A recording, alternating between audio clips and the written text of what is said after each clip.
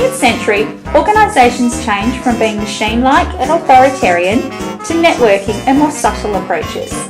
However, bureaucracy was still part of human services. The service is a bureaucracy that was very efficient and with a somewhat dehumanising instrument.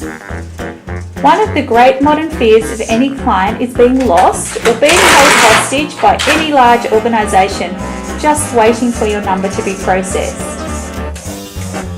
But now, organisational theories are described in metaphors to simplify these theories. Metaphors can be upstream or downstream. One basically going with the flow, the other one going against the flow.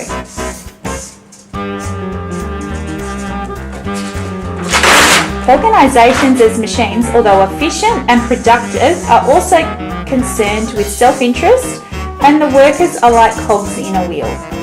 It also has a neoliberal ideology, is resistant to change, and feminists critique that they are run by white men seeking men's interests.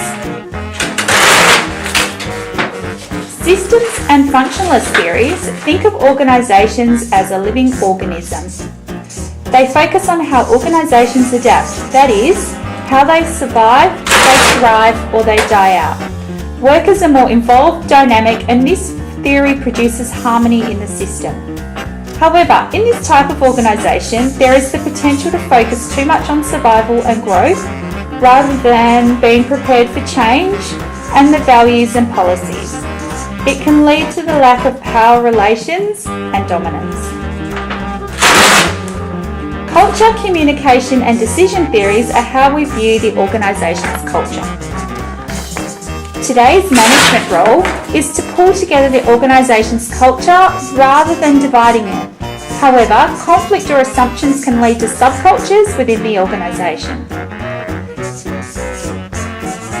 Examples of organisational cultures are power culture, role culture, task culture, and person culture. The downside to this theory is it needs to serve an overall purpose and not just the structure and cultures of the organisation, and this requires energy from both staff and management.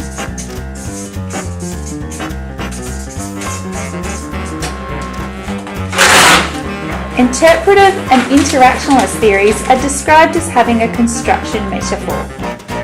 The interpretive theory sees social reality as fragile, and social order results from subjective experience. Interactionalist theory looks at interactions and interpersonal communication within the organisation. The postmodern theories are described as having an unpacking metaphor, that is, taking it out of the box and examining it. It is important to challenge the theory of bureaucracy as an effective tool of social change. It gives us the opportunity to think critically about organisational theories.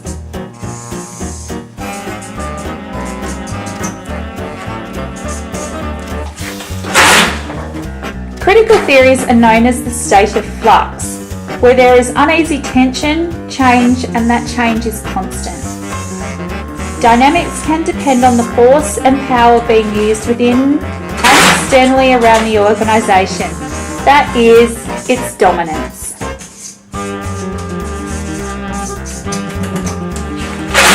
However, critical, Marxist and feminist models of practice can reduce the diversity of social reality and fails to engage with the broader macro-micro social processes and change.